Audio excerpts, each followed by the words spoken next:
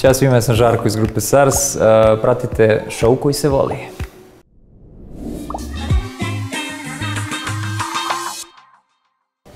Žarko, prvo kako si? Sjajno. Sjećaš se kad smo prošli put snimali, smrzli se do kosti. Malo pre smo pričali o tome, da, i šubara, dedina i sve, da. Košava ti onako zabundan, davno je to bilo, ali... Koje je to godine bilo? Pa možda prije 2 godine, ja mislim, tako nešto. Leti vreme. Da, leti vreme, baš. Ali evo, spremaš nešto novo, je li tako? Da, izdali smo ovaj novi singl za one koji ne znaju. Živim na Balkanu, novi singl grupe SARS krajem prošle godine. I pripremamo sad drugi singl, u najavi za 14. februar, negdje smo tempirali tako. Za dan zaljubljenih? Tako je. Hoće li to pjesma biti... Ne, bit će totalno obrnuto. Stvarno? Što me zezaš? Vidjet ćemo, da ne otkrivamo za sad, ali to je neki datum kada smo isplanirali da izdamo drugi singl i planiramo u martu još jedan singl da objavimo. Na proljeće? Da. I to je negde najkraćim moguće, najkraćim crtama plan za naredni period. Kako si zadovoljan sa prošlim albumom? Kako je sve prošlo? Turneje, toliko gradova, nastupa? Poslednji album je sjajno prošao i ima čak i pesama koje su se već izdvojile, naravno. Posebni hitovi? Pa, hitovi. Mislim, ljudima se u najvećoj meri dopadaju. Saradnja sa bendom Ničim izazom koji smo radili pesma Glupost i Pepeo. To su 2 pesme otprilike koje su najbolje prošle sa tog albuma, sjajno pevaju ljudi na koncertima i to je najbitnije. To je najvažnije, da. Koja je cifra koncerata iz prošle 2017. znaš li na pamet? Nisam sabrao još uvek, ali mislim da je negde oko 60 koncerata, tako nešto. Koji nastup možda najviše pamtiš iz prošle godine? Bilo je raznih nastupa, ali mi je najupečatljiviji bio iz Zagreba. Uradili smo, kako bih rekao, elektroakustični koncert. Wow. Da, u proširenom sastavu. Po prvi put na Bini nas je bilo, pored nas 7, koji smo inače standardna postavka, bilo nas je 16 na Bini. Wow. Bile su 4 gudača, još 2 dodatna duvača za bras sekciju, 2 prateća vokala, perkusionista. Sjajno. Neka poluvarijanta kao sa simfonijskim orkestrom, ali nije bio kompletan simfonijski, neka malo skraćenija varijanta. Hteli smo da vidimo kako to zvuči, kako bi SARS zvučao u toj postavci i sjajno. Pokazalo se super. Da. Nama je bilo svakako drugačije i zanimljivo iskustvo. Ljudima koji su učestvovali sa nama po prvi put su imali priliku da dožive to što mi doživljavamo uvek, pogotovo u Zagrebu kad gostujemo, tako da i njima je bilo wow. Imali smo 2 koncerta u Lisinskom i oba su bila rasprodata, ne znam, prvi je bio 2 meseca ranije rasprodat. Kao i svi vaši koncerti po Bogu, da? Ne baš svi, ali taj u Lisinskom je baš iskidao.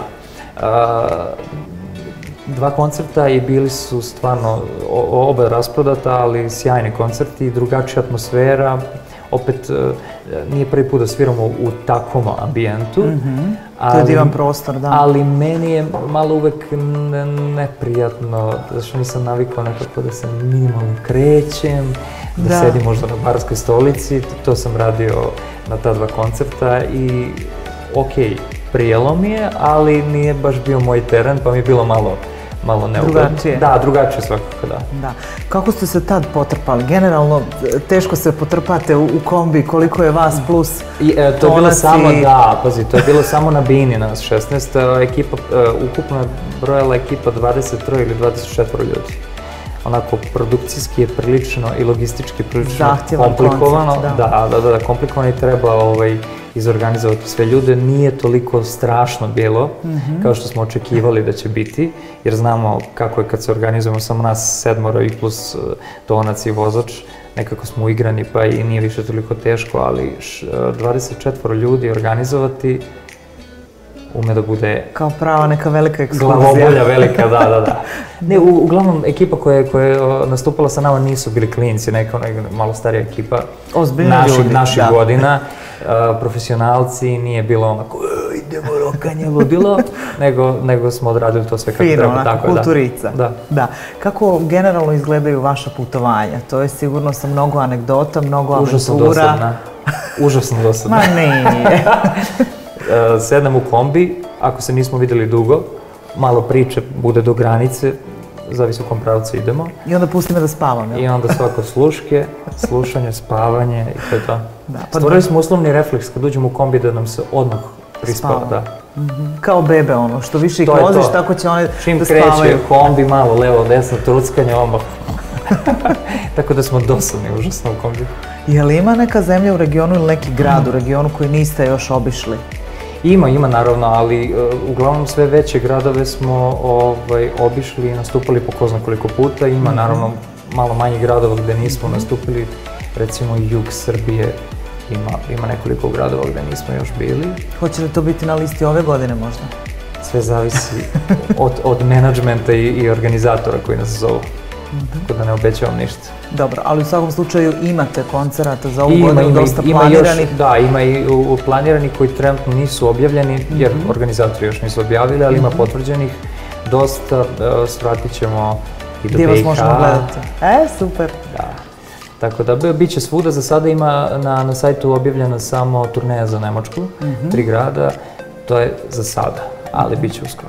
Još. Dobro ste to spomenuo. Kako je nastupati pretpostavljam da ste nastupali i pred stranom publikom, ne samo u inostranstvu, pred našim ljudima, nego bukvalno pred ljudima koji ne znaju tekstove, ali mi je super to što radite. Ali to ti je uglavnom situacija 99% slučajeva za naše ljude, koji nas razume. Bilo je naravno prilike da smo svirali i u Briselu, gde nas apsolutno niko nije razumio. Ispravka, da. Bilo je 2 ljudi iz Crne Gore koji su slučajno se našli tamo na tom festivalu.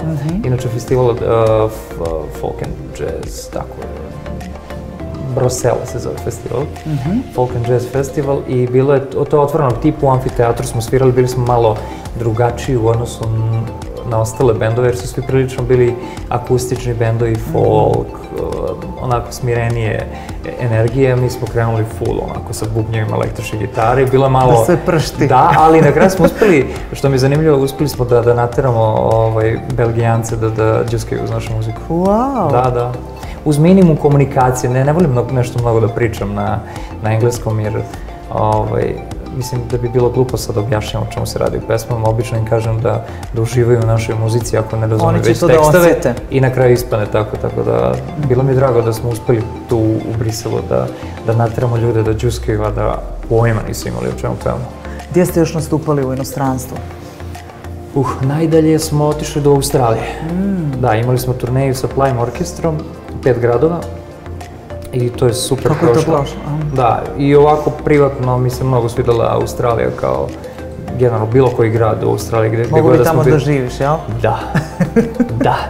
To je jedna od destinacija gdje bi definitivno ovako proveo jedan deo svog života, ako ne i ostatak, ako bi mi se ukazala prilika. Gdje smo još bili, šta znam, Bugarska, u okruženju, manje više sve zemlje, Češka. Bili smo skoro po prvi put u Oslu, u Norveškoj. Nadam se ne i posljednji put. Znači svidjelo ti se? Ne, bilo je super hladno, previše hladno. Bili smo u decembru u Oslu, -5, a osjećaj je -12. Tako da, nismo se pripremili, iako smo poneli na duge gaće i sve to. A dedinu šubaru? Dedina šubara se rašila i ne mogu više da je koristim. Moram da nađem nekog dobrog krznara koji može to da sredi. Da to okrpi, da popravi. Da. Ali nisam još uvijek našao u Beogradu, tako da dedina šubara odmara. A privatno, malo prije smo spomenuli Japan. Koje su zemlje još koje bi ti volio da lično onako obiđeš, doživiš i privatno?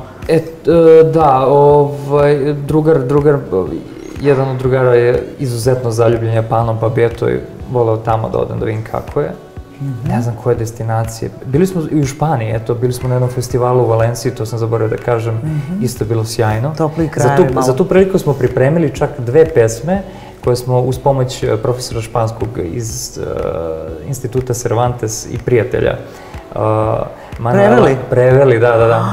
Ti smo preveli jedan deo strofe na španskom, jedan deo strofe na našem. I kako ti je to bilo da super, znači energija. Brslaš? Meni je bila ogromna trema da ne pogrešim nešto, jer kao Španci slušaju fazonu, šta ovaj pokušao da priča. Međutim, super je ispalo i čak sam dobio pohvale od Manuela da je sjajan izgovor, da je sve bilo korektno i to je to. Super, wow, i reakcija ljudi je bila sjajna. Odlično. Mislim da je interesantno za gledalce i gledateljke koji možda takođe će biti ohrabreni da rizikuju ako nešto toliko žele i vole, a tvoja je priča upravo vrlo slična mojoj priči, da si imao neki posao od 9 do 5, ali prosto ta ljubav prema muzici je bila jača i odlučio si da rizikuješ da zapravo pratiš svoj san, da postaneš muzičar. Da, više me nervirala šefica nego što sam volao muziku. Šalu na stranu,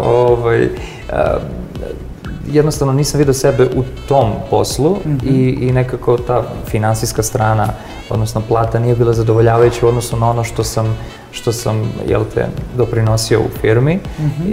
A sa druge strane, muzika me uvek vukla i na kraju sam prelomio u momentu. Nije bilo to u momentu baš da sam prelomio, nego mnogo se stvari izdešavalo i uticalo na to da donesem tu odluku.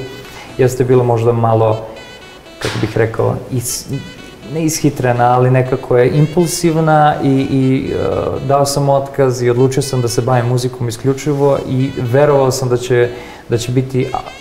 da ću moći da živim od muzike.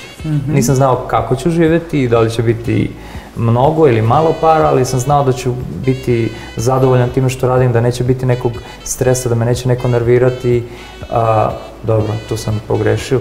Ima i u ovom poslu ljudi koji me nerviraju, ali to je sad druga priča. Uspiješ to nekako prevazići, da? Ali to je nešto, bavim se onim što volim i ono što mi dobro ide, to sam uspeo da kao uklopim da mi bude posao od čega živim i to je sjajno. To je sjajno i retkost je da upravo to ljudi se odluče na taj korak da rizikuju i da naprave taj korak da krenu, da se bave nečim čime vole da se bave, a da na kraju žive od toga. Na ovim prostorima je veoma teško to uraditi. Ljudi se obično drže nekih poslova koji donose siguran novac. Da platim račune, da onako preživim, da. Upravo to, ne žive, nego preživljavaju i to je to. To je najgore stvar. Ja kažem da, ne žive, nego životare. Da, to je to. Upravo to. Nažal. Hvala najljepše. Ja sam uživala, želim ti mnogo sreće i uspeha i da čekam da čujem nove pjesme. Čućeš. Nadam se da će ti se dopasti. Ma hoće sigurno. Pozdrav iz Beograda. Ćao. Ćao.